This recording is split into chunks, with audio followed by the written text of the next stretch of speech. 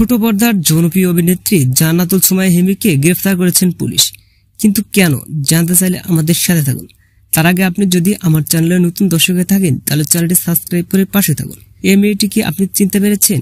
এই তো কয়েক বছর আগে টিকটকে ভাইরাল এবং নাটকে ছোটখাটো চরিত্রে তাকে অভিনয় করতে দেখা গেছে, কিন্তু হুট করে তিনি উদা হয়ে গেছিলেন। তবে এবার অনেকদিন পর দেখা গেল তার মুখ, তাও আবার পুলিশের হাতে। মাঝখানে কালো ড্রেস পরে দাঁড়িয়েছেন হিমি এবং মুখটা পুরোপুরি ভাবে শুকিয়ে গেছে এবং দুপাশে দুটি মহিলা পুলিশ হাত ধরে আছে তার। কিন্তু কেন তিনি গ্রেফতার হলেন? বিশেষজ্ঞদের মতে কেউ কেউ বলেছেন এটা কোনো ব্ল্যাকমেল হতে পারে, গোপন ভিডিও ফাঁসের জন্য হতে পারে। আবার কেউ কেউ বলেছেন সে একটি প্রভাবশালী ব্যক্তির বাড়িতে অশান্তি ধরিয়ে দিয়েছে হিমি। হ্যাঁ, বাস্তবে যদি এরকম কিছু ঘটে তাহলে অবশ্যই পুলিশের হাতে গ্রেফতার হবেন তিনি। কিন্তু এই ফটোগুলো তাহলে কিসের?